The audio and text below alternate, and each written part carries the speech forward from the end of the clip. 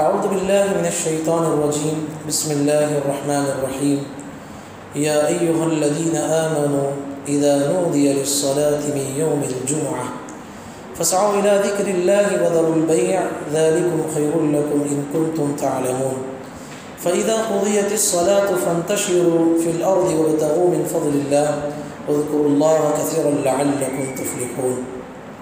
معزز حاضرین اور پردہ نشین خواتین اسلام، جو آیتیں میں نے آپ کے سامنے پڑھی ہیں، ان آیتوں میں جمعہ کے حوالے سے اللہ تبارک و تعالیٰ نے 4 باتوں کا حکم دیا ہے۔ جمعہ کے سلسلے میں 4 باتوں کا اللہ تبارک و تعالیٰ نے ہمیں حکم دیا ہے۔ پہلی بات اللہ تعالیٰ نے فرمائی کہ اے ایمان والو، جب جمعہ کی اذان دی جائے، اذا نودی للصلاة من یوم الجمعة فاسعوا الى ذکر اللہ وذروا البیع، مسجد کا رخ کرو، اپنے کاروبار کو، تجارت کو چھوڑو۔ تو پہلا حکم یہ ہے کہ اذان سے پہلے جو ہے مسجد میں حاضر ہو جانا، اور دوسرا حکم دیا گیا کہ کاروبار کو ترک کر دینا۔ اسی لیے علماء اکرام نے بیان کیا ہے کہ اذان کے بعد، جمعہ کے اذان کے بعد سے امام کے سلام پھیرنے تک اگر کوئی آدمی کاروبار کرتا ہے، تجارت کرتا ہے، اس کا کاروبار حرام ہے، اس کا بزنس ناجائز ہے، اس کی کمائی جائز نہیں ہے۔ اذان سے لے کر امام کے سلام پھیرنے تک اسے کاروبار کرنے کی اجازت نہیں ہے۔ وذروا البیع، اللہ تعالیٰ نے کہا کہ کاروبار کو، تجارت کو چھوڑ دو، نماز کے لیے آؤ۔ ذالکم خیر لکم ان کنتم تعلمون، یہ تمہارے لیے بہتر ہے اگر تم جانتے ہو کہ ایک جمعہ کو پانا تمہاری آخرت میں نجات کا ذریعہ ہے، تم چھوٹی چیز کے پیچھے بھاگ رہے ہو، یہ تمہارے لیے بہتر ہے، تم مسجد کو آؤ، نماز پڑھو، یہ تمہارے لیے کامیابی کا ذریعہ ہے۔ ہاں، تیسری بات فرمائی فَإِذَا قُضِيَتِ الصَّلَاةُ، جب نماز ختم ہو جائے، فَانْتَشِرُوا فِي الْأَرْضِ، زمین میں پھیل جاؤ، وَابْتَغُوا مِنْ فَضْلِ اللَّهِ، حلال جو بھی راستے ہیں کاروبار تجارت کے، ان تمام کو اپناؤ۔ چوتھی بات فرمائی، جمعہ ہے، جدھر بھی رہو، جہاں بھی رہو، وَاذْكُرُوا اللَّهَ كَثِيرًا لَعَلَّكُمْ تُفْلِحُونَ، جمعہ کے احکام بیان کرنے کے بعد اللہ تعالیٰ نے کہا کہ کثرت سے اللہ کو یاد کرو، اللہ کو کثرت سے یاد کرو۔ تو حضرات، ان آیتوں میں 4 باتیں بتائی گئی۔ اسی طریقے سے جمعہ کا دن یہ افضل ترین دن ہے، دنوں میں سب سے افضل ترین دن ہے۔ علامہ ابن قیم رحمۃ اللہ علیہ لکھتے ہیں کہ سال کے 12 مہینوں میں رمضان کو جو حیثیت حاصل ہے، سال کے 12 مہینوں میں رمضان کے مہینے کو جو مقام، جو حیثیت حاصل ہے، اسی طریقے سے ہفتے کے 7 دنوں میں جمعہ کی وہی حیثیت ہے۔ یہ عید المؤمنین ہے۔ اسی لیے آپ دیکھیں گے قرآن مجید کے 114 سورتوں میں اللہ تعالیٰ نے ایک مستقل ایک سورہ کا نام یہ رکھا، سورۃ الجمعہ۔ آپ نے پڑھا ہوگا سورۃ الجمعہ، ایک سورہ کا نام ہی رکھ کر اس جمعے کی اہمیت کو اللہ تبارک و تعالیٰ نے اجاگر کیا ہے۔ نبی کریم صلی اللہ علیہ وسلم نے فرمایا، خیر یوم طلعت علیہ الشمس یوم الجمعہ، فیہ خلق آدم وفیہ ادخل الجنۃ وفیہ اخرج منها ولا تقوم الساعة الا فی یوم الجمعہ۔ کہا کہ لوگوں، دنوں میں سب سے افضل ترین دن اگر کوئی ہے، کون سا دن ہے؟ جمعہ کا دن ہے۔ یہ وہ دن ہے کہ اللہ تعالیٰ نے آدم علیہ السلام کو اسی دن پیدا کیا۔ آدم علیہ السلام کو جنت میں ڈالنا تھا، اسی دن کا انتخاب کیا، جنت میں اسی دن بھیجا۔ پھر آدم علیہ السلام کو دنیا میں بھیجنا تھا تو اللہ تبارک و تعالیٰ نے اسی دن کا انتخاب کر کے جمعہ کے دن زمین پر بھیجا۔ اور نبی کریم صلی اللہ علیہ وسلم فرماتے ہیں، یہ دنیا جب قیامت شروع ہوگی، اس کی قیامت کی شروعات بھی جمعہ کے دن سے ہونے والی ہے۔ تو اس لحاظ سے یہ جمعہ کا دن یہ بڑی اہمیت والا دن ہے، بڑا افضل ترین دن ہے اگر ایک مسلمان اس کو سمجھ جائے۔ دیکھیے، اللہ تبارک و تعالیٰ نے امت مسلمہ کے لیے بہت آسانی پیدا کی ہے۔ گزشتہ امتوں میں اگر ہم غور کرتے ہیں، یہودیوں کے لیے عبادت کا دن ہفتے کا دن تھا، کرسچنوں کے لیے، نصارہ کے لیے اتوار کا دن تھا، اور لیکن اس میں کنڈیشن یہ تھی کہ پورے ہفتے کے دن کسی کو اجازت نہیں تھی کاروبار کرنے کی، پورا مکمل ایک دن عبادت کرنا تھا، پورا اتوار کا پورا دن نصارہ کے لیے عبادت کرنے میں لگانا تھا، کاروبار کرنے کی اجازت نہیں تھی۔ سبحان اللہ، اللہ تعالیٰ نے امت محمدیہ کے لیے آسانی پیدا فرمائی، امت محمدیہ کے لیے اللہ تبارک و تعالیٰ نے بہت آسانی پیدا فرمائی، کہا کہ جمعہ کے دن کاروبار کر سکتے ہو، تجارت کر سکتے ہو، سب کچھ کر سکتے ہو، بس کرنا کیا ہے، اذان سے لے کر امام کے سلام پھیرنے تک آپ کو کاروبار نہیں کرنا۔ تو امت محمدیہ کے لیے اللہ تبارک و تعالیٰ نے بے شمار خصوصیات رکھے ہیں، بے شمار آسانیاں پیدا فرما رکھی ہیں، لیکن اس کو ہمیں سمجھنا ہے۔ معزز بھائیوں، سچ کہیں ہم ملک ہندوستان میں رہتے ہیں، یہ بت کدہ ہے، جگہ جگہ پر مزاریں، جگہ جگہ پر جو ہے مندریں، جگہ جگہ پر جو ہے شرک کے مظاہر میں نظر آتے ہیں۔ اللہ کی قسم بھائیوں، یہ اب جو مسلمانوں کا ایمان نظر آتا ہے، مسلمانوں کے پاس دینی جو تعلیمات ہیں، وہ سب سے اہم کردار جمعہ کا ہی رول ہے۔ کتنے لوگ ہیں دین کا علم حاصل کے، دین کا علم جانتے ہیں، اس کی سب سے بڑی وجہ یہ ہے کہ ہم خطبہ جمعہ سے دین سیکھے ہیں۔ دین جو ہے ہم جمعہ کے خطبے سے سیکھے ہیں۔ تو یہ ایک واحد دن ہوتا ہے مسلمانوں کا ایمان کمزور ہو جائے تو ایمان بڑھانے کے لیے یہ جمعہ کا دن ہوتا ہے۔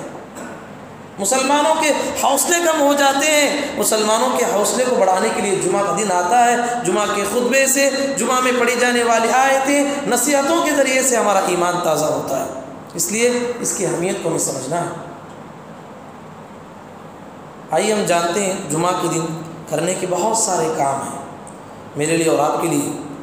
پہلا کام یہ ہے، جمعہ کے دن نبی کریم صلی اللہ علیہ وسلم نے فرمایا، غسل یوم الجمعۃ واجبۃ علی کل مسلم، ہر آدمی کے لیے جمعہ کا غسل واجب ہے۔ جمعہ کا غسل اللہ کے نبی صلی اللہ علیہ وسلم نے واجب قرار دیا ہے، لیکن بہت سارے علماء نے اس طرف بھی گئے ہیں کہ واجب کا مطلب واجب ہی ہے، آپ کو غسل کرنا ہی ہے۔ بعض علماء نے جو ہے راجح قول کے مطابق سنت مؤکدہ ہے، کرنا چاہیے آپ کو غسل۔ ابتدائی زمانے میں چھت جو ہے بہت چھوٹی تھی، اللہ کے نبی صلی اللہ علیہ وسلم جب جمعہ کا دن ہوتا تو سارے صحابہ آتے، اونی کپڑے پہن کے آتے تھے، پسینے کی جو ہے بدبو آ گئی۔ تو نبی کریم صلی اللہ علیہ وسلم نے حکم دیا کہ آئندہ سے جب بھی جمعہ کے لیے آؤ غسل کر کے آؤ۔ تو نبی کریم صلی اللہ علیہ وسلم نے جمعہ کے دن ہمیں جو ادب بتایا ہے، پہلا ادب یہ ہے کہ آدمی اچھی طریقے سے غسل کر کے مسجد کو آنے کی کوشش کرے۔ اسی طریقے سے اچھے کپڑے پہن کر آنا، جمعہ کے دن خراب کپڑے نہیں ہیں، اچھے کپڑے پہن کر آنا۔ محمد الرسول اللہ صلی اللہ علیہ وسلم کی زندگی کو دیکھیے، آپ صلی اللہ علیہ وسلم کے پاس اسباب معیشت بہت کم تھے، کھانے پینے کے سامان بھی کم تھے۔ اسی طریقے سے کپڑے کے لحاظ سے آپ بات کریں گے، آپ صلی اللہ علیہ وسلم کے پاس 2 ہی کپڑے تھے، اس میں سے اللہ کے نبی صلی اللہ علیہ وسلم نے ایک جوڑے کو اٹھا کے رکھا تھا جمعہ کے لیے، اور جب کوئی وفود آئیں گے، بڑے بڑے قبیلے کے لوگ ملنے کے آئیں گے، ان کپڑوں کو پہننے کے لیے اس کپڑے کو اٹھا رکھا تھا۔ اس سے کیا بات معلوم ہوتی ہے؟ پیارے نبی صلی اللہ علیہ وسلم نے جمعہ کے لیے کتنا اہتمام کیا ہے، اچھے کپڑے پہننے کو اللہ کے نبی صلی اللہ علیہ وسلم نے پسند کیا ہے۔ اسی طریقے سے حدیثوں میں آتا ہے تیل لگانا ہے، خوشبو لگا کے جو ہے مسجد کو آنا ہے۔ اللہ کے نبی صلی اللہ علیہ وسلم نے ہمیں تعلیم دی ہے کہ جمعہ کے لیے اگر کوئی بندہ، آپ سوچئے واللہ میرے بھائیوں، یہ واحد دن ہے، آپ عید کے دن بھی وہ ثواب نہیں کما سکتے جو ثواب کہ آپ جمعہ کے دن کما سکتے ہیں۔ کہا کہ جو انسان جمعہ کے دن پیدل چل کے آتا ہے، اللہ اکبر، کتنی بڑی فضیلت ہے۔ آپ نے حدیث بارہا سنا ہوگا، اللہ کے نبی محمد صلی اللہ علیہ وسلم فرماتے ہیں اس کے ایک ایک قدم پر کیا ثواب ہے؟ بولیے،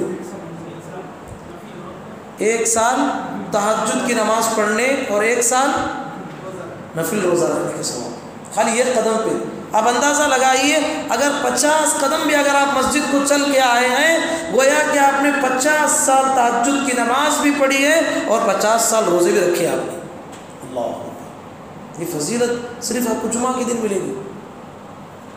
تو اللہ کے نبی محمد صلی اللہ علیہ وسلم نے ہمیں تعلیم دی ہے کہ جمعہ کے دن جہاں تک ہو سکے آدمی کوشش کرے کہ چل کر مسجد کو آنے کی کوشش کرے۔ ہاں یہ الگ بات ہے، کوئی آدمی سواری سے آتا ہے اس کو بھی فضیلت حاصل ہے، لیکن افضل یہ ہے کہ وہ آدمی کا ثواب الگ ہی ہے جو آدمی چل کے آتا ہے۔ اسی طریقے سے اب مسجد کو ہم آئے، مسجد میں آنے کے بعد شریعت نے ہمیں تعلیم دی ہے کہ مسجد میں آتے ہی نہیں بیٹھنا ہے۔ بہت سارے لوگ جمعہ ہے مسجد میں آتے بیٹھ جاتے ہیں، غلط بات ہے۔ اللہ کے نبی محمد رسول اللہ صلی اللہ علیہ وسلم خطبہ دے رہے تھے، ایک صحابی سلیق الغطفان رضی اللہ عنہ مسجد میں آئے، سیدھے بیٹھ گئے۔ کیوں؟ اس لیے کہ خطبہ ہو رہا تھا، آگے بیٹھ گئے۔ تو نبی کریم صلی اللہ علیہ وسلم خطبے میں انہیں اٹھایا، اٹھو پڑھو نماز، 2 رکعت نماز پڑھیے۔ یہ نماز تحیۃ المسجد ہے۔ کیا ہے تحیۃ المسجد کا مطلب یہ ہے کہ مسجد میں جو آئے ہیں اس کا حق ہے جمعہ سے پہلے کوئی سنت نہیں ہے۔ اگر آپ مسجد میں جمعہ کو آئے ہیں 10 بجے ہی آ گئے، آپ کو اختیار ہے 10 سے لے کر آپ 1 تک کتنے نماز پڑھنا چاہے تو پڑھ سکتے ہیں، کوئی متعین نہیں ہے۔ 2 رکعت کر کے آپ جتنا چاہے پڑھ سکتے ہیں، کم از کم کتنا پڑھنا ہے؟ 2 پڑھنا ہے۔ وہ 2 کیا ہے؟ تحیۃ المسجد ہے۔ تو اس طریقے سے اللہ کے نبی صلی اللہ علیہ وسلم نے انہیں پڑھنے کا حکم دیا سلیق رضی اللہ عنہ کو، جبکہ آپ خطبہ دے رہے تھے۔ وہ روایت صحیح نہیں ہے کہ نبی صلی اللہ علیہ وسلم نے جب تک سلیق نماز پڑھے تب تک خطبے کو روکے رکھا، صحیح نہیں ہے، خطبہ جاری تھا نبی صلی اللہ علیہ وسلم کا۔ تو اس سے بات معلوم ہوتی ہے کہ تحیۃ المسجد ادا کرنا ہے۔ اور دوسری بڑی غلطی مسجد میں، ہر مسجد میں اور ہر جگہ ہوتی ہے اور ہر جمعے ہوتی ہے، آتا آدمی تاخیر سے لیکن لوگوں کو ہٹاتے ہوئے، گردنوں کو پھلان کرتے ہوئے آ کے فرسٹ صف میں اور پہلی جگہ بیٹھنا چاہتا، غلط بات ہے۔ شریعت نے بھی تعلیم دی، آج تاخیر سے آئے ہو جہاں جگہ ملی ہے وہاں پر بیٹھنا ہے۔ تو اس طریقے سے اللہ کے نبی صلی اللہ علیہ وسلم نے ہمیں تعلیم دی ہے مسجد میں آنے کے بعد جو ہے جہاں جگہ ملے وہاں بیٹھے اور تحیۃ المسجد پڑھ کے بیٹھے۔ اب دیکھیے کتنے لوگ اپنے جمعہ کو ضائع کرتے ہیں۔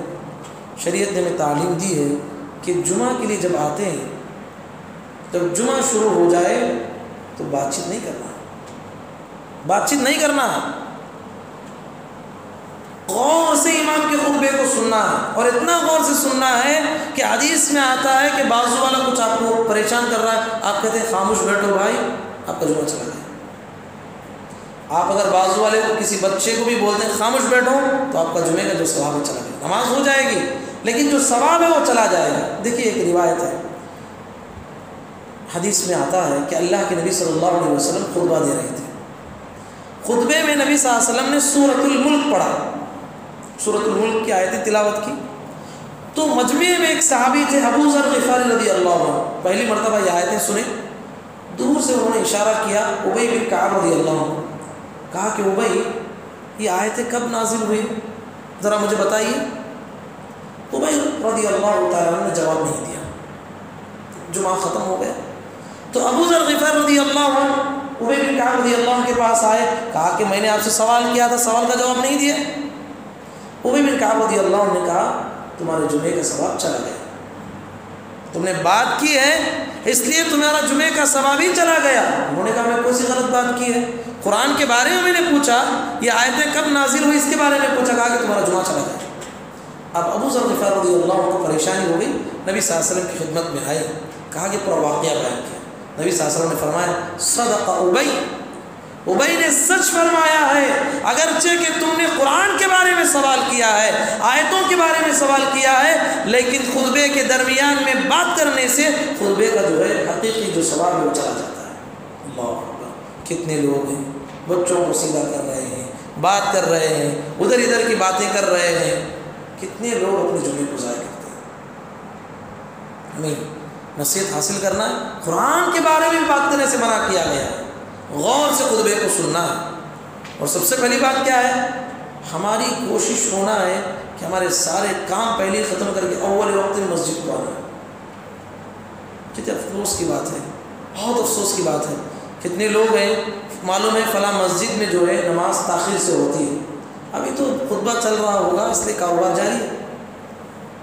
کوئی آتا ہے خطبے کے آخر میں، کوئی آتا ہے 1 رکعت کے بعد، کوئی آتا ہے آخر میں مل کے جو ہے نماز پڑھ لیتا ہے۔ اللہ اکبر، اللہ نے ہمیں ہفتے میں 1 گھڑی مانگی ہے، اس کو بھی ہم نہیں دے رہے، وہ دین میں ہم حاصل نہیں کر رہے ہیں۔ یاد رکھیے یہ بہت ہی سستی کی علامت ہے، اول وقت میں آنا ہے، اور کتنی بڑی فضیلت ہے حدیث میں، جو اول وقت میں آتا ہے اس کے لیے کیا فضیلت ہے؟ اونٹ اللہ کے راستے میں صدقہ دینے کا ثواب، معمولی بات نہیں۔ اب سوال ہے ایک آدمی کو نہیں، اس وقت میں جتنے لوگ دنیا میں مسجد میں داخل ہو جائیں گے، ایک وقت ہوتا ہے سب کو وہ ثواب ملتا ہے، پھر وہ وقت چلے جاتا ہے، اللہ کے راستے میں گائے صدقہ دینے کا ثواب، پھر وہ وقت چلا جاتا ہے، پھر تھوڑا وہ وقت آتا ہے جس میں اللہ کے راستے میں بکرا دینے کا ثواب، پھر ایک وقت آتا ہے اللہ کے راستے میں مرغ صدقہ دینے کا ثواب، یہاں تک کہ جو ہے آخر وقت ہوتا ہے مسجد کے دونوں دروازوں پہ فرشتے کھڑے ہوتے اور دفتر لے کے کھڑے ہوتے، جو بھی اس وقت میں آتا ہے اس کا نام لکھتے جاتے ہیں۔ آخر وقت ہوتا ہے انڈا اللہ کے راستے میں صدقہ دینے کا ثواب، پھر اس کے بعد جو امام جب ممبر پہ بیٹھ جاتے ہیں تو امام کے بعد جو ہے فرشتے دفتر بند کر کے وہ بھی بیٹھ جاتے ہیں، اب اس کے بعد جتنے لوگ آتے ہیں ان کی جمعہ کی نماز تو ہو جائے گی، لیکن جو حقیقی ثواب ہے فرشتوں کی فہرست میں، فرشتوں کے دفتر میں جو اللہ کے پاس پیش کیا جائے گا اس میں ان کا نام نہیں آئے گا۔ کتنے لوگ عادت ہوتی ہے اذان کے بعد آنے کی کوشش کرتے ہیں، تو ہماری کوشش ہونا ہے اول وقت میں مسجد کو آئیں، تحیت المسجد ادا کریں، اور جہاں تک ہو سکے ہمیں جو ہے سورۃ الکہف پڑھنے کی، ذکر و اذکار کرنے کی، درود پڑھنے کی ہمیں کوشش کرنی ہے۔ اسی طریقے سے میں نے جیسے آپ کے سامنے کہا سنتوں کی تعداد جو ہے پہلے متعین نہیں ہے، جتنا چاہے آپ پڑھ سکتے ہیں، لیکن بعد میں کتنے رکعت پڑھنا، بعض روایتوں میں جو ہے 2 رکعت نبی صلی اللہ علیہ وسلم نے پڑھا اور بعض روایتوں میں 4 رکعت پڑھا۔ تو علماء نے بیان کیا ہے اس کو جمع کر کے کہ اللہ کے نبی صلی اللہ علیہ وسلم کو جب مسجد میں پڑھنا ہوتا تو 4 رکعت پڑھتے۔ کتنے رکعت پڑھتے؟ آپ سنت اگر ادا کرنا ہے مسجد میں تو 4 پڑھنا ہے، 4 ادا کرتے، اور اگر اللہ کے نبی صلی اللہ علیہ وسلم گھر میں ادا کرنے کی کوشش کرتے تو نبی صلی اللہ علیہ وسلم 2 پڑھا کرتے تھے۔ تو اس طریقے سے مسجد میں جب ہم ادا کریں گے 4 رکعت پڑھیں گے، اور گھر جائیں گے تو جو ہے ہمیں 2 رکعت پڑھنے کی کوشش کریں۔ اسی طریقے سے جمعہ بہت سارے لوگ چھوڑ دیتے ہیں، کاروبار کی وجہ سے، تجارت کی وجہ سے، دنیاوی کاموں کی وجہ سے۔ 5 لوگوں کے لیے چھوٹ ہے، کون بولے گا؟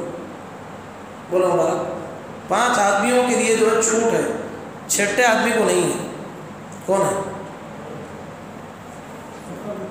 مسافر کے لیے، دوسرا چھوٹے بچوں کے لیے، بیمار کے لیے، عورتوں کے لیے پڑھنا چاہیے، اجازت ہے، اختیار ہے۔ 5واں غلام، اب تو غلام نہیں ہے، تو 5 آدمیوں کے لیے شریعت نے چھوڑ دی ہے، 6ٹا کوئی آدمی اس میں نہیں آتا۔ 6ٹے آدمی کے لیے وعید آئی ہے، نبی کریم صلی اللہ علیہ وسلم نے فرمایا من ترک 3 جمع تہاونا بها طبع اللہ علی قلبی، جو آدمی 3 جمعہ کو لگاتار سستی سے چھوڑتا ہے، 3 جمعہ چھوڑتا ہے، 1 جمعہ چھوڑے تو بھی وعید ہے۔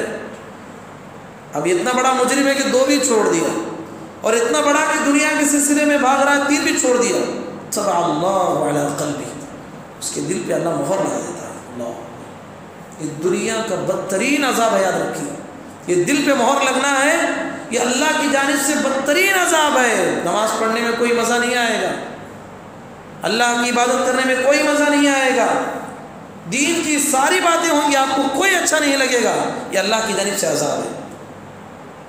یہ ابو جہل، یہ ابو لہب، یہ جتنے بھی بڑے بڑے کافر تھے، انہوں نے نبی کریم صلی اللہ علیہ وسلم کے ہزاروں نشانیاں دیکھیں، لیکن کیا ہوا تھا؟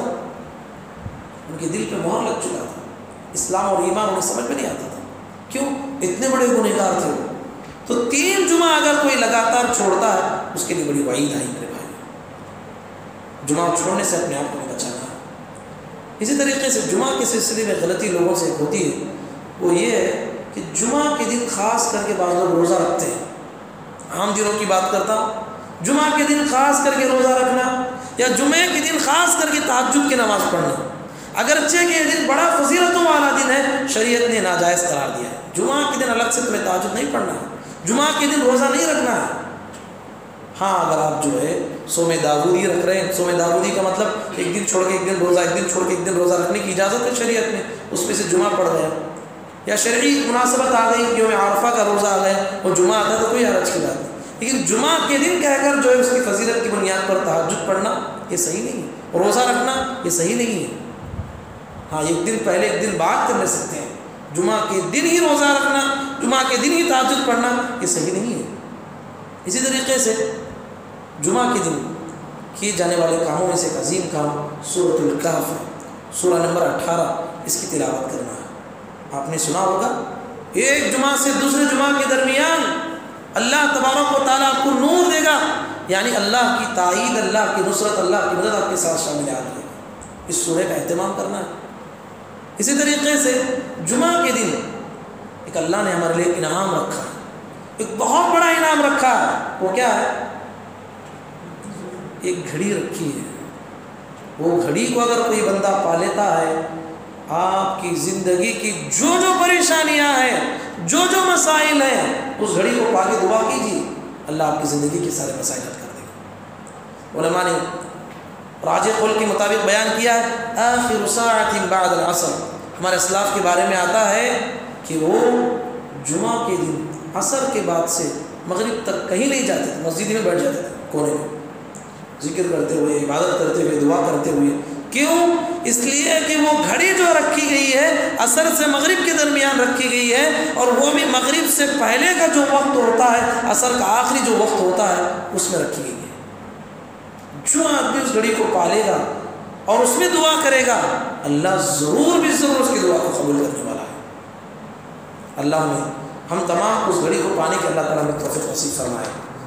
اسی طریقے سے جمعہ کے دن جو ہے شریعت نے افضل دن، افضل وقت، بڑے بڑے مناسبتوں سے صدقہ کرنے کا حکم دیا ہے۔ جمعہ کے دن ہے، آپ کچھ نہ کچھ صدقہ کیجیے، اللہ کے راستے میں دینے کی کوشش کیجیے۔